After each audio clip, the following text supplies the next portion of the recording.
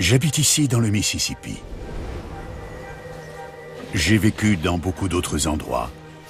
À New York, à Los Angeles, à San Francisco, à Chicago. Mais c'est là que j'ai ma place. Humbug. Je l'ai eu quand il avait 4 mois et demi. Il était sous-alimenté, mais il était magnifique. Il a une allure parfaite. J'aime l'odeur de l'herbe au printemps, le chant des oiseaux. Je me sens chez moi. Mes parents ont vécu ici, sur cette terre. On ne peut pas me comprendre sans comprendre l'endroit d'où je viens. Chaque religion a sa version de la création du monde. Mais qu'est-ce que ces histoires nous apprennent sur notre identité et nos origines? Je vais partir à la découverte des origines de l'humanité. Jérusalem était considérée comme l'Éden, le paradis. Et des racines de notre civilisation. Ça, c'est la Bible Maya? C'est la Genèse Maya. Pour trouver où est né le premier culte religieux. Les gens vivaient littéralement avec leurs ancêtres. Et je vais remonter très loin dans le temps. Les hindous ne croient pas à une création unique. Ils parlent de cycles de création. Pour savoir si la science et la religion peuvent coexister. Le Big Bang n'est pas l'origine de l'univers, car on ne sait pas ce qu'il y avait avant le Big Bang.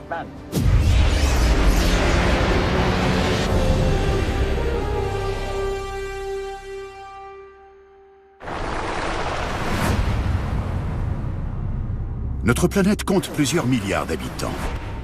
On a du mal à croire que nous descendons tous d'un seul homme et d'une seule femme. Et pourtant... Qui étaient-ils? Quand et où ont-ils vécu? Les traditions juives, chrétiennes et musulmanes nous ramènent toutes à Adam et Ève. La Genèse dit qu'ils venaient d'un endroit appelé Éden, près des fleuves Tigre et Euphrate, quelque part dans l'ancien Proche-Orient. Personne n'a encore établi où se trouvait le jardin d'Éden, même si beaucoup s'y sont essayés. Mais pourquoi avons-nous envie de le savoir?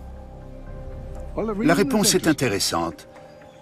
Le jardin d'Éden ne représente pas seulement le commencement de l'humanité. Il marque le début de notre conversation avec Dieu. Savoir où et quand cet événement a eu lieu pourrait nous apprendre énormément de choses sur nous-mêmes.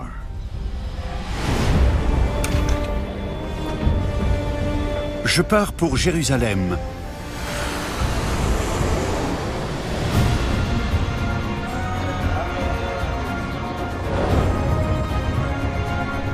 C'est l'une des plus anciennes villes du monde, peuplée depuis plus de 7000 ans. Aujourd'hui, c'est l'épicentre du judaïsme. Et c'est ici que la Genèse a été écrite, il y a environ 2500 ans. L'archéologue Jody Magness m'emmène à l'église du Saint-Sépulcre, qui a un lien méconnu avec le jardin d'Éden. Nous y sommes, c'est l'église du Saint-Sépulcre. Beaucoup de chrétiens pensent que c'est ici que Jésus a été crucifié et enterré. Mais d'autres traditions disent que c'est également le lieu de sépulture d'Adam. La zone dans laquelle nous allons entrer se trouve sous le site du Golgotha, le rocher sur lequel les chrétiens pensent que Jésus a été crucifié. Ici, c'est la chapelle d'Adam. Une croyance très ancienne chez les chrétiens relie cet endroit à Adam, le premier homme. Quand Jésus a été crucifié au-dessus de nous, Oui. son sang a coulé à travers une crevasse. Adam, le premier homme, était enterré dessous. Et quand le sang de Jésus a coulé sur lui, Adam a été ressuscité. Il y a près de 1700 ans, quand l'empereur romain Constantin a construit cette église, Il a également édifié un autel autour de cette crevasse, dans le rocher du Golgotha, la chapelle d'Adam. Mais c'est en contradiction avec la Bible, qui dit que le jardin d'Éden était situé quelque part entre l'Euphrate et... Le Tigre. Oui. La version de l'histoire consignée dans la Genèse situe le jardin d'Éden quelque part en Mésopotamie, ce qui correspond à l'Irak actuel. Comment la tradition d'Adam s'est-elle retrouvée ici, à Jérusalem?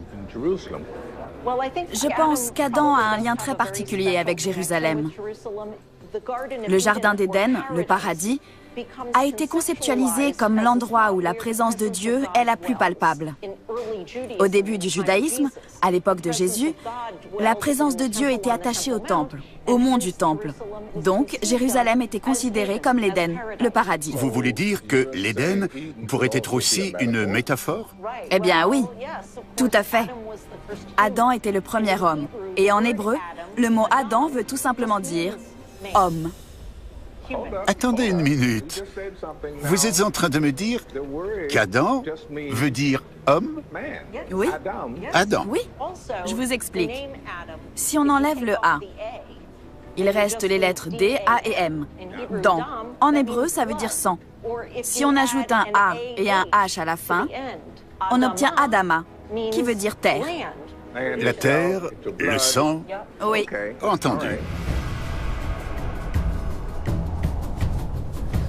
L'histoire d'Adam et Ève chassés du paradis terrestre a-t-elle aussi une signification métaphorique? Adam et Ève vivaient sur une terre d'abondance. Mais quand ils ont mangé le fruit défendu, ils ont été contraints de travailler la terre. En d'autres termes, ils sont devenus les premiers agriculteurs. Je m'envole maintenant vers une région où des archéologues font des recherches sur les plus anciennes communautés agricoles de l'humanité, dans le centre de la Turquie. Je voudrais savoir si la naissance de l'agriculture et la naissance de la croyance en Dieu sont liées. Cette terre a-t-elle pu être le jardin d'Éden? Amy? Bonjour, venez. Amy Bogard est archéologue. Elle effectue des fouilles ici, à Çatalhöyük, depuis 20 ans. Bienvenue. Merci. Donc, Çatalhöyük est un site qui remonte à 9000 ans? C'est bien ça? 9000 ans? C'est incroyable, n'est-ce pas? À son apogée, le site s'étendait sur 13 hectares. C'est l'équivalent de 13 terrains de football. D'accord. Des terrains de football américain ou de football classique? Aucune idée. Classique, j'imagine. Ils font tous à peu près la même taille. Oui. On peut observer que les maisons sont très proches les unes des autres. Elles sont même collées? Oui. Elles n'avaient ni fenêtre ni porte? Chaque maison avait sa propre entrée dans le toit. Çatalhöyük était une ville sans rue. La population se déplaçait en marchant sur les toits. Et c'est aussi sur les toits qu'ils travaillaient.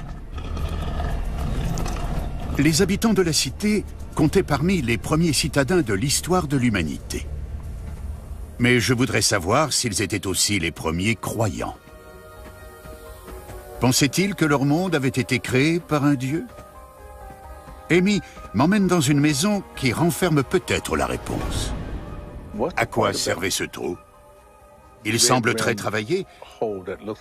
Est-ce qu'il avait une utilité précise? C'est une niche typique des maisons de ce site. Elle servait à cacher des choses, comme l'obsidienne, un verre volcanique qui avait beaucoup de valeur. Oui, on n'en trouvait pas partout. Tout à fait. Mais c'est sous les couchettes que les archéologues ont mis au jour les niches les plus importantes. À quoi servaient ces trous? Ce sont des tombes, des fosses. Attendez. Un corps humain ne peut pas rentrer là-dedans. Un bébé peut-être. Ils arrivaient à loger des corps adultes car ils étaient attachés très fermement, en position pliée. Les trous étaient régulièrement rouverts et des corps étaient ajoutés au fur et à mesure du temps. Ah, Les défunts étaient enterrés sous ces plateformes. Les gens vivaient littéralement avec leurs ancêtres. on dirait qu'il y a une connotation religieuse. Vous avez raison. Ça fait penser à des rituels qui apparemment étaient cruciaux pour cette communauté. Ces tombes sont-elles la preuve que les habitants croyaient en un dieu? L'anthropologue Harvey Whitehouse tente de comprendre la mentalité de ces premiers citadins.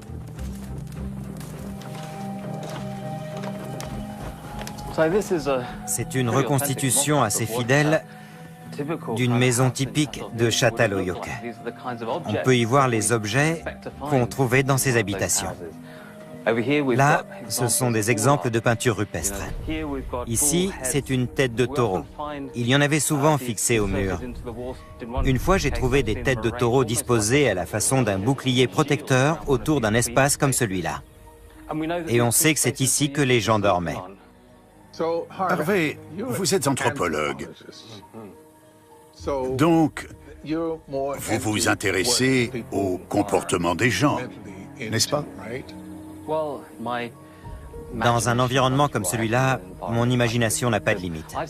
J'ai vu les objets qu'ils ont trouvés sur les murs et dans le sol.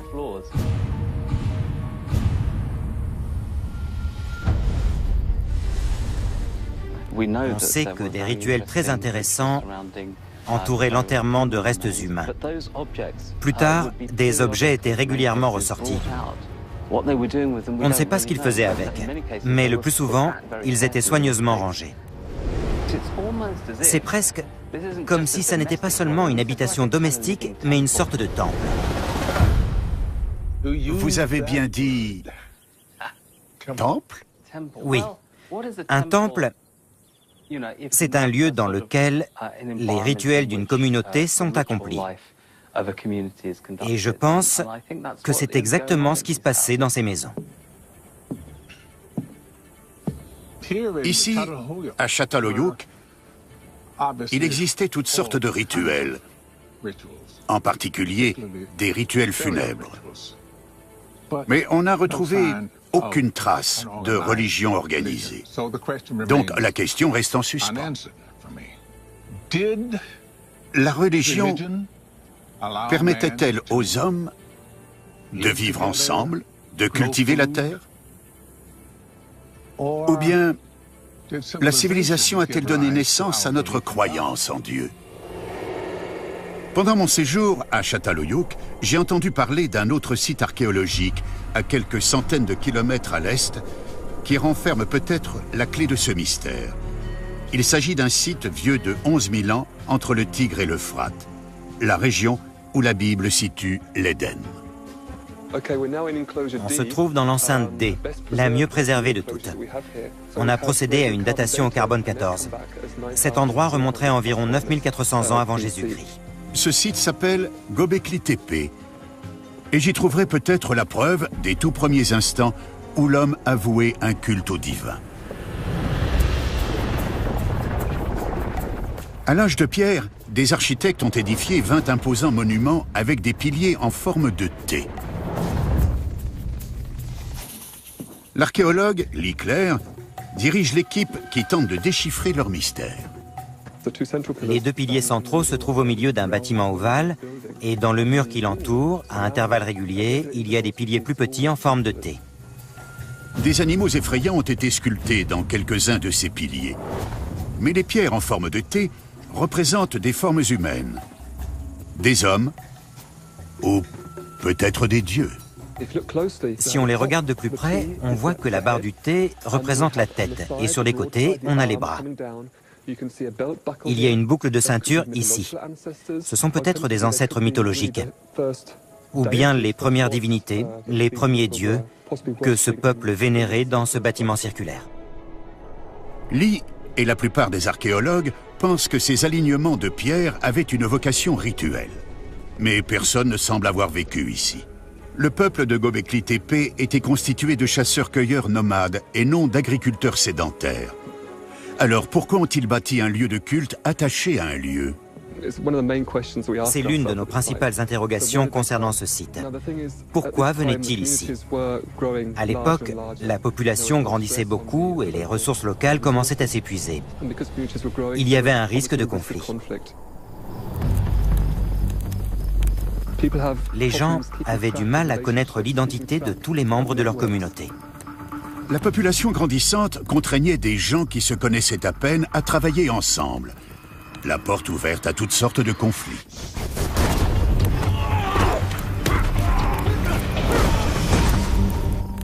Les rituels religieux à Göbekli Tepe ont peut-être apaisé ces conflits. Pour la première fois de l'histoire de l'humanité, différents groupes se sont peut-être rassemblés autour de croyances collectives. Ces rituels ont pu leur donner l'occasion de parler de leurs origines, de célébrer leur passé commun et ainsi sceller leur union pour l'avenir.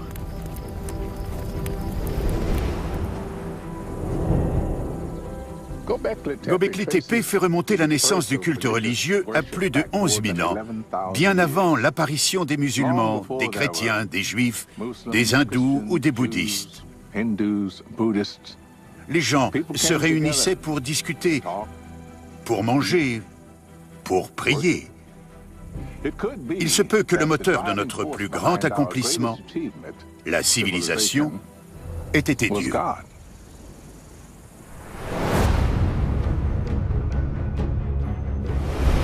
Mais aujourd'hui, nous ne partageons plus un seul et unique récit de création. Nous vivons dans une société mondialisée, faite de nombreuses cultures différentes, et la science nous a apporté un nouveau point de vue sur la formation de l'univers. Cette dernière détiendrait même le véritable secret de nos origines cosmiques. La science et la religion peuvent-elles tomber d'accord sur la création du monde? L'histoire de notre création me fascine depuis l'enfance. Tout a commencé ici, dans une église de Greenwood, dans le Mississippi.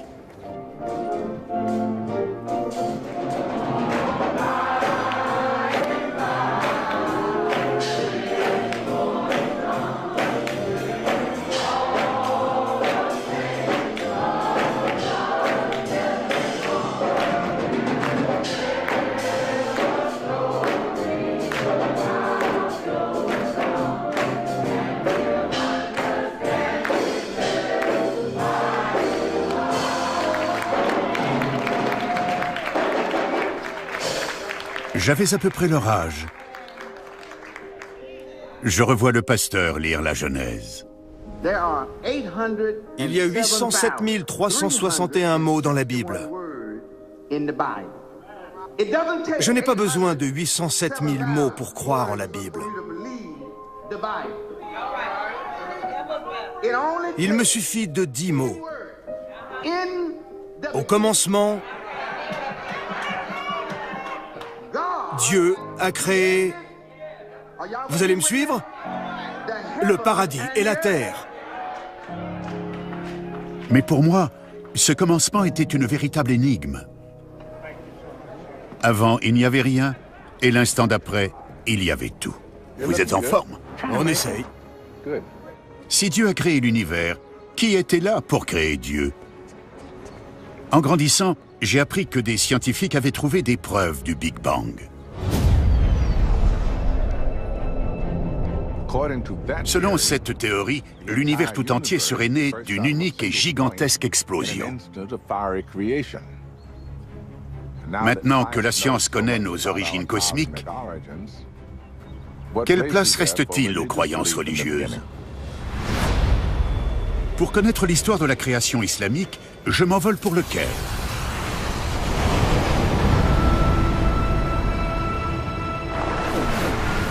L'une des plus grandes et des plus anciennes villes du monde musulman. L'histoire de l'islam est étroitement liée à la science.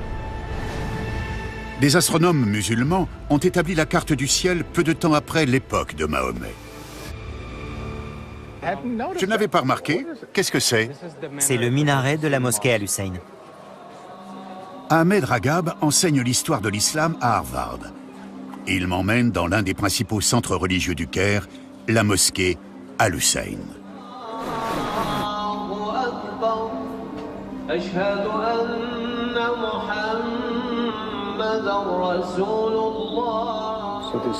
Il commence par se mettre en ligne en se tournant vers la Mecque. Les lignes sont compactes. Il ne doit pas y avoir de trous. Aucun espace? C'est ça. Ils sont les uns contre les autres. Les musulmans viennent ici tous les jours afin de remercier Dieu pour tout ce qu'il crée. Après la prière, certains se rendent au café voisin, El Fishawi, qui a ouvert ses portes il y a 250 ans. Parlez-moi du concept islamique de création. Dans l'islam, l'histoire commence par cet énorme nuage de fumée.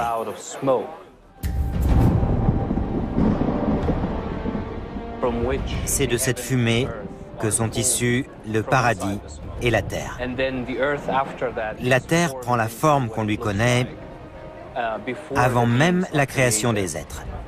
C'est intéressant, car c'est très cosmique. Oui. On pense tout de suite aux nuages de poussière dans le cosmos qui ont formé l'univers. Cette idée que des objets prennent forme à partir d'énormes nuages est présente dans beaucoup de traditions mythologiques. Et elle fait partie de l'histoire de la création islamique. Dans l'islam, le moment de la création existe aux côtés du point de vue scientifique sur la formation de la Terre. C'est vrai aussi pour des traditions beaucoup plus anciennes que la religion musulmane.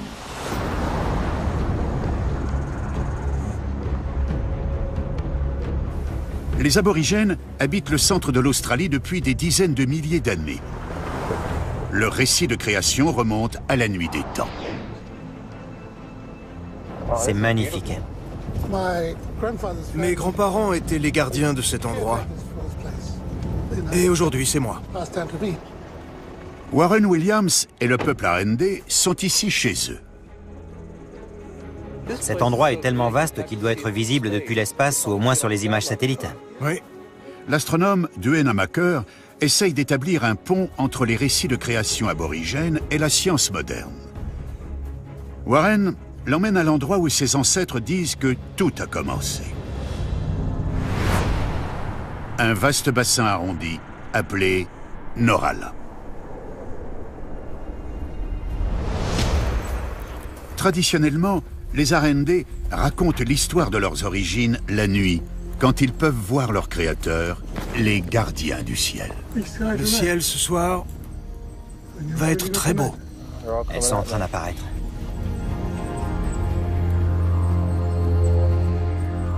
Bien.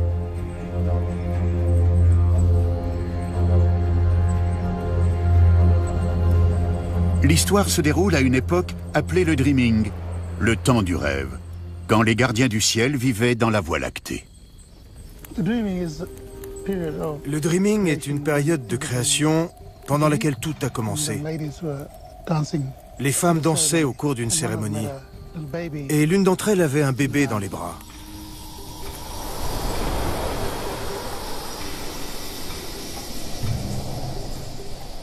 Elle a posé le bébé dans un berceau en bois. Mais la danse a provoqué des vibrations et a commencé à faire trembler la Voie lactée. Le berceau est tombé. Il est tombé sur la Terre et il a créé le cratère que l'on voit aujourd'hui.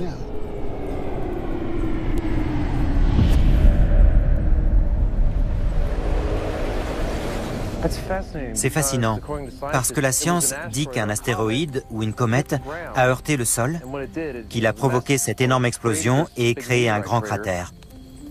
Duane veut en savoir plus sur le berceau que Warren et ses ancêtres considèrent comme l'origine de leur création. Ici. On distingue bien la Voie lactée.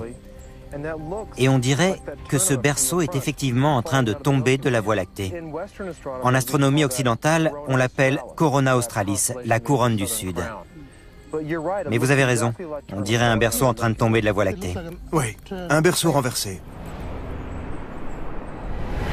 Au lever du soleil, Duane demande à Warren de lui montrer l'endroit exact où le bébé étoile a atterri.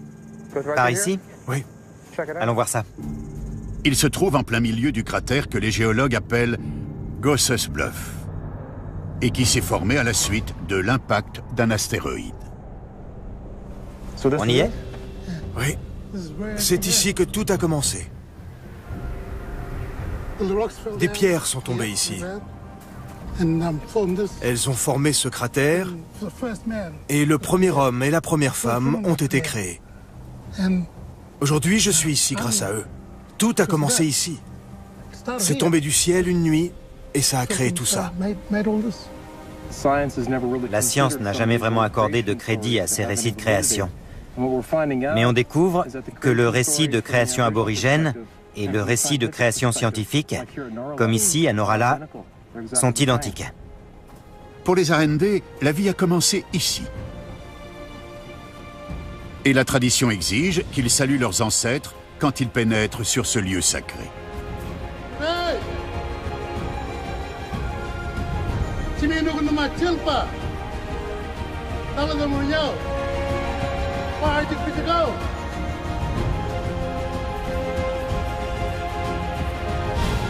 La science et les récits de création aborigène et islamique ne sont pas incompatibles.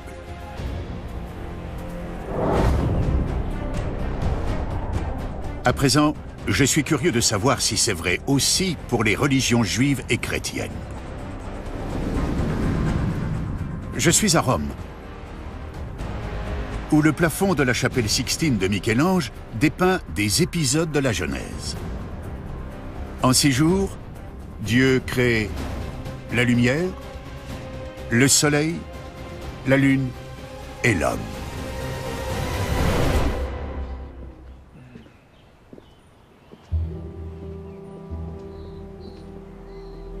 Je vais m'entretenir avec le représentant papal du monde des sciences, Monseigneur Marcello Sanchez Sorondo. Vous êtes chancelier de l'Académie pontificale des sciences, c'est bien cela? Exactement. Quand a-t-elle été créée et pourquoi?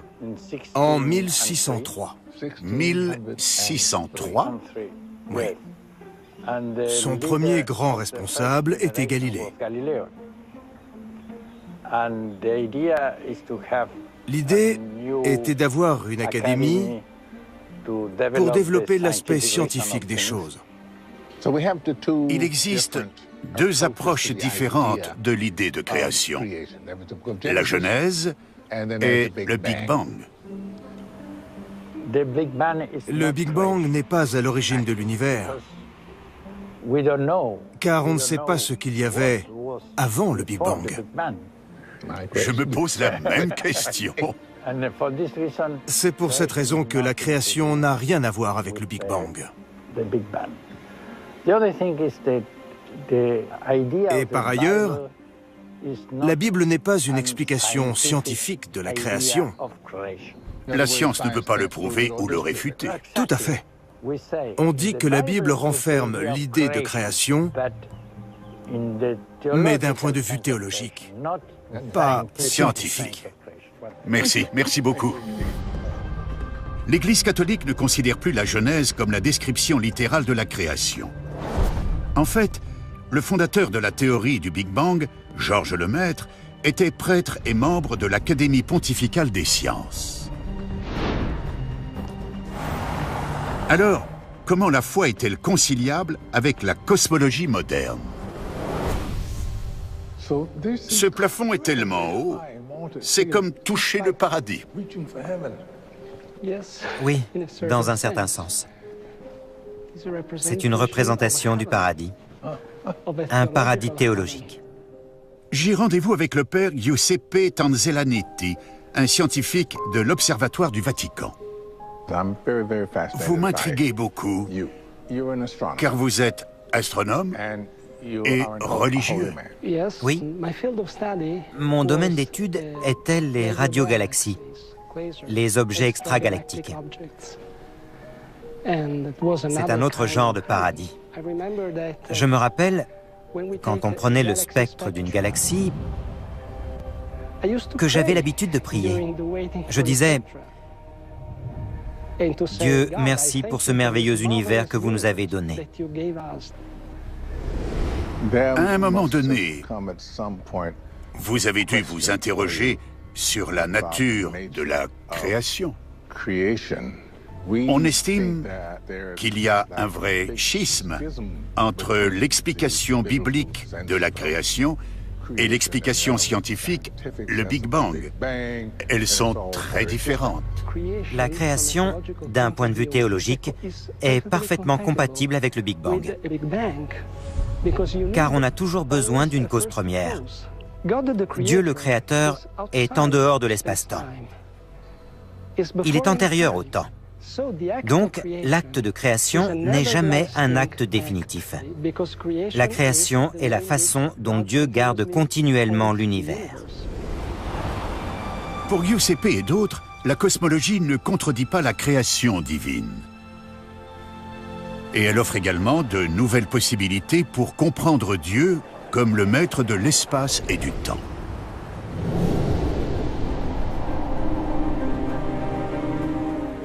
J'aime ce que le père Giuseppe a dit. La création est un phénomène continu. Elle n'a pas débuté et fini avec le Big Bang. L'activité continue de Dieu inclut l'évolution. Il a dit que Dieu n'existait pas en dehors de l'espace et du temps. Dieu est l'espace et le temps. L'idée d'un monde en perpétuelle création semble nouvelle, mais elle ne l'est pas. Au fin fond de la forêt tropicale guatémaltèque, d'anciennes cités le pauvre.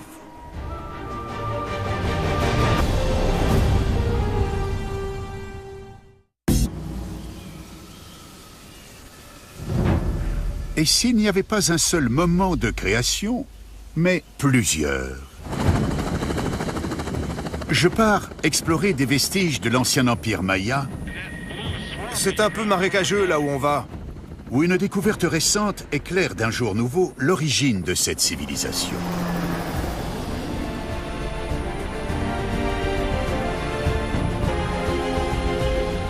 Peu de routes traversent la jungle compacte du nord du Guatemala aujourd'hui. Mais l'archéologue Richard Hansen m'explique qu'il y a 2000 ans, cette région abritait l'une des plus importantes cités au monde.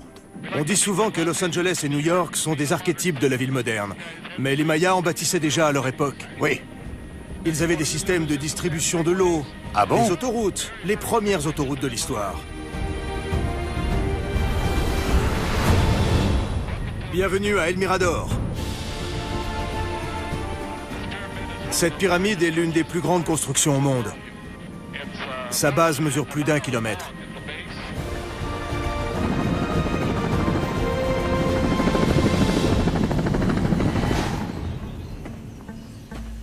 À El Mirador, Richard a mis au jour les vestiges d'une ancienne cité que les Mayas appelaient le Royaume du Serpent. Ce site archéologique est tellement riche qu'il a établi un camp permanent dans la jungle pour l'explorer. C'est le laboratoire. Voici notre médecin. Quand on a le moindre pépin, il nous soigne tout de suite. Ah oui? C'est un excellent médecin. J'ai une douleur ici. Enchanté, monsieur. Enchanté, Miguel. Miguel, Morgan. Morgan Freeman, oui. J'étais ravi de vous rencontrer. Oui, c'était sympa de me rencontrer, hein?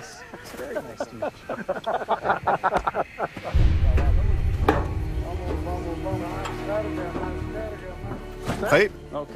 Oui, en route. Richard m'emmène voir quelque chose qu'il vient tout juste de découvrir. Nous y sommes. C'est un site particulièrement intéressant. Oh mon Dieu!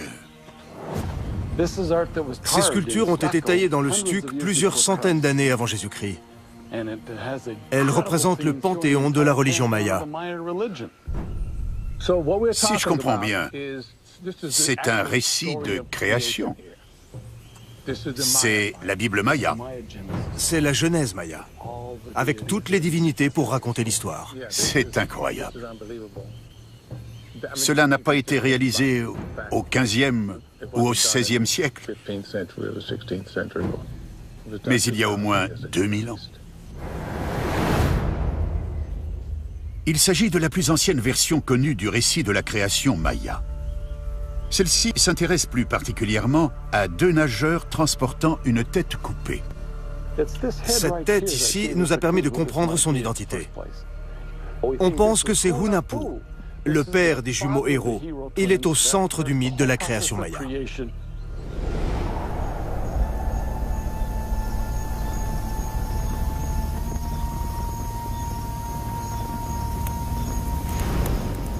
Merci à Hao. Merci au cœur du ciel. Merci au cœur de la terre. Merci au cœur de l'eau. Des fragments de ce récit sont encore racontés aujourd'hui, au cours d'un rituel religieux auquel j'ai le privilège de participer. Merci au cœur du feu.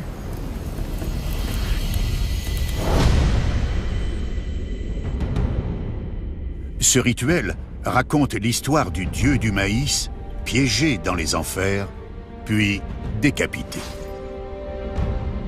Ses fils, les jumeaux héros, partis le secourir, n'ont pu accéder aux enfers qu'en étant brûlés et réduits en cendres.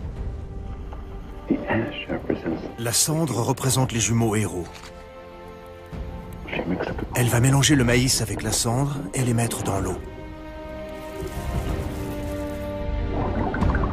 Alors que leurs cendres sont plongées dans l'eau, les jumeaux héros se régénèrent.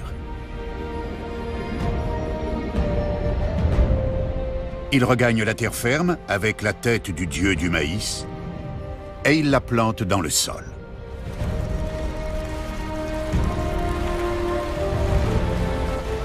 C'est à partir de ce maïs que les premiers Mayas ont été créés. Maintenant, les jumeaux héros sont dans la rivière. Ils vont distribuer le mélange. C'est une façon de faire entrer chacun d'entre nous dans l'histoire des jumeaux héros.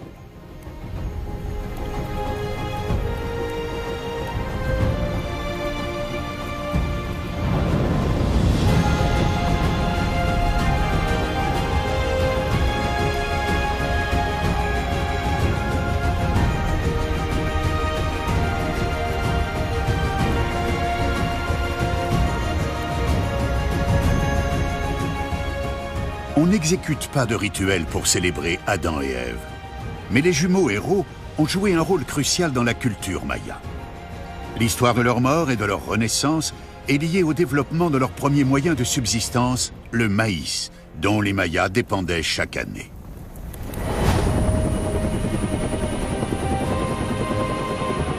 Richard m'explique que l'architecture maya était également axée sur la création. Elle reflétait ce qu'il voyait dans le ciel. Pour me le montrer, il m'emmène à 65 km de là, sur les ruines de la cité de Tikal.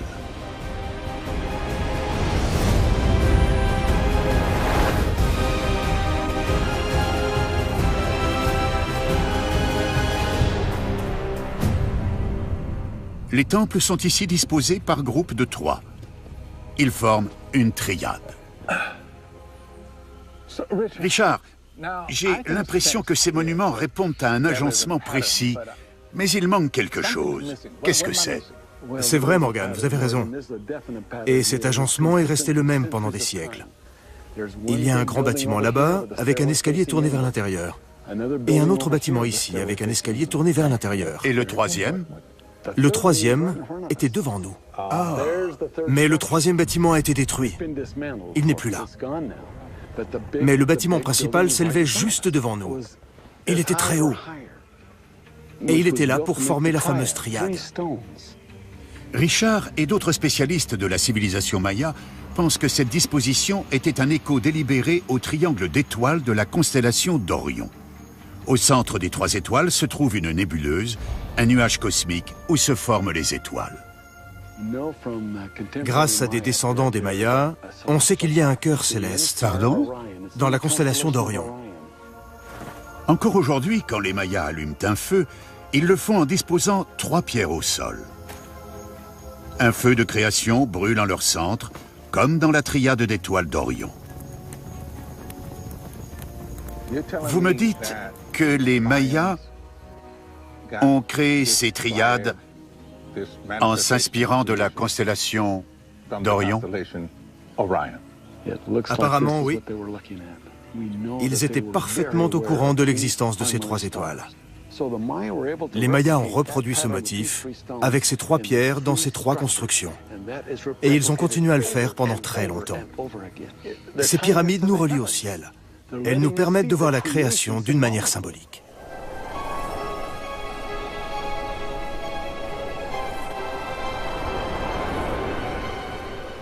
Quand je regarde autour de moi, je suis frappé par l'échelle de ce que les Mayas ont construit.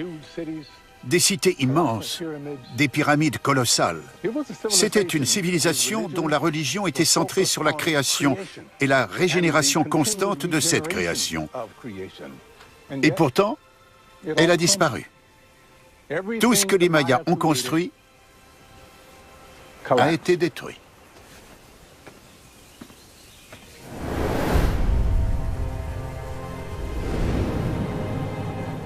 Je suis étonné qu'on ne passe pas plus de temps à célébrer le chemin que nos ancêtres ont parcouru pour arriver jusqu'ici, ou à remercier les forces qui nous maintiennent en vie.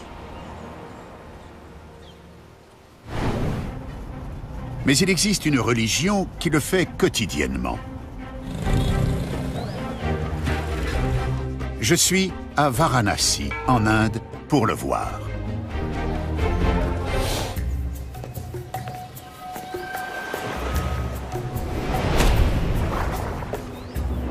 L'Inde abrite 1 milliard d'adeptes de l'hindouisme, la 3e plus importante religion du monde. Elle comprend de nombreux dieux et de nombreux récits de création. Le plus connu se passe sur les rives du Gange ou Ganga.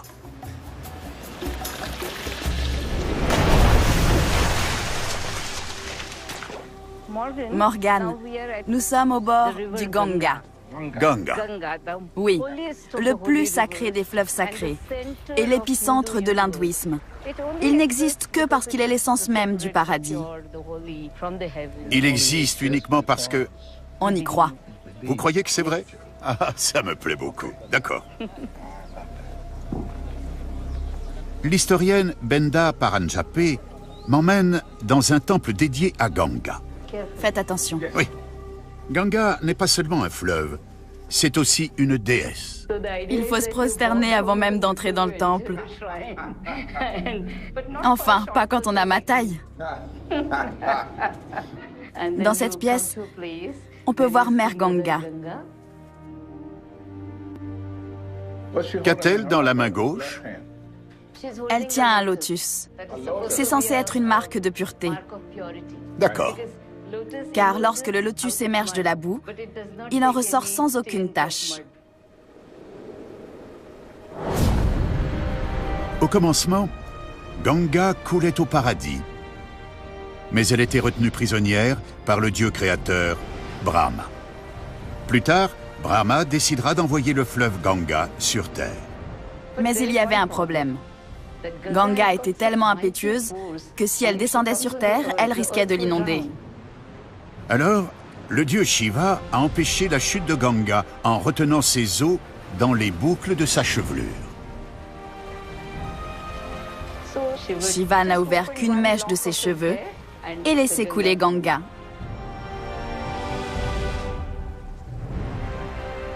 Elle est la mère, car elle a donné naissance à tout. Ce fleuve sacré est donc issu d'un fleuve dans le ciel, dans la Voie lactée. On dit que la Voie lactée se reflète dans les eaux du Gange. Les scientifiques disent que l'univers a environ 14 milliards d'années, d'après leurs estimations. Et les hindous, qu'en pensent-ils? Les hindous ne croient pas à une création unique. Ils parlent de cycle de création. D'accord. Et la création primordiale pourrait remonter à 8,6 milliards d'années. En fait, tout ce processus de création est difficile à appréhender, On dit que des dieux comme Brahma ont créé l'univers. Mais du coup, la question est, qui a créé Brahma? C'est vrai, c'est toujours la même question. Il y a eu la création et il y a eu les dieux. On raconte que les sages, quand ils étaient en transe, avaient la révélation de la manière dont la création s'était déroulée. Mais ce niveau de conscience, nous, le commun des mortels, on ne pourra jamais l'atteindre. Alors on se dit que ça nous dépasse. La philosophie hindoue ne consiste pas à essayer de résoudre les mystères de la création. Son but est de remercier chaque jour les forces qui nous permettent d'être ici et qui continuent de nous maintenir en vie, notamment le Gange. Vous pouvez vous approcher. On va assister à un rituel qu'on appelle Aarti. Aarti? Oui, ça veut dire montrer l'agneau aux dieux. Ce rituel a lieu sur les rives du fleuve sacré tous les soirs depuis des centaines d'années.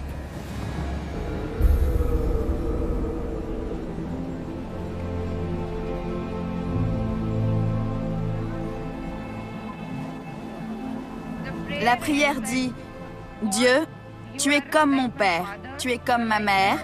Ma mère? Mon existence se confond avec toi. Mon existence se confond avec toi. Oui, je ne suis qu'une ombre. Je suis un vaisseau Qui te contient. qui te contient. C'est beau. 7 prêtres offrent les 4 éléments au Gange. L'eau, l'air, la terre sous forme de fleurs, et le plus important, la lumière qui représente nos âmes.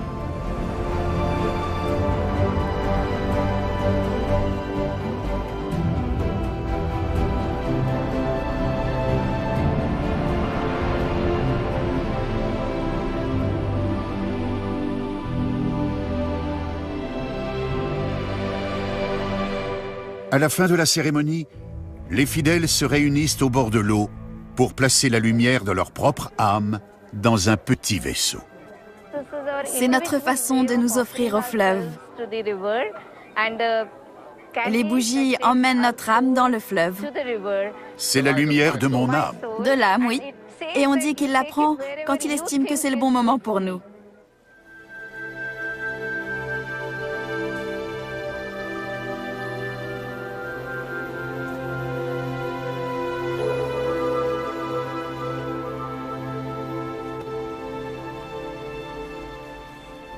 La version hindoue de la création me plaît. Elle dit que les dieux n'étaient pas présents au moment de la création originale. Leurs textes sacrés décrivent le commencement d'une très belle façon. Il n'y avait ni inexistence, ni existence. L'idée est au-delà de la définition humaine, au-delà de l'intellect humain. Et il faut l'accepter.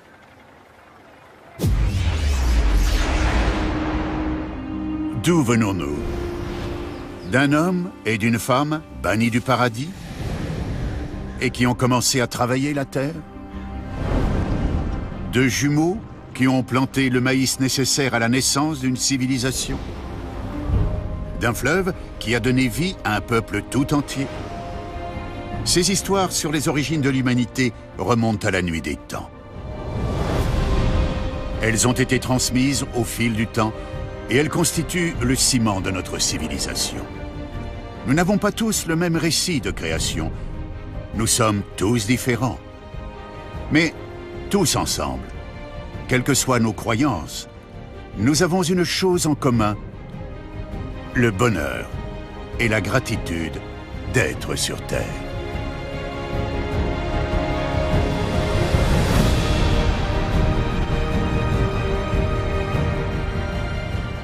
J'espère vraiment que les gens finiront par ouvrir leur cœur et leur esprit et par voir que nos croyances n'ont pas à nous diviser. Elles ont au contraire le pouvoir de nous unir, de nous permettre d'accomplir de grandes choses ensemble, comme il était au commencement, maintenant et toujours, pour les siècles des siècles.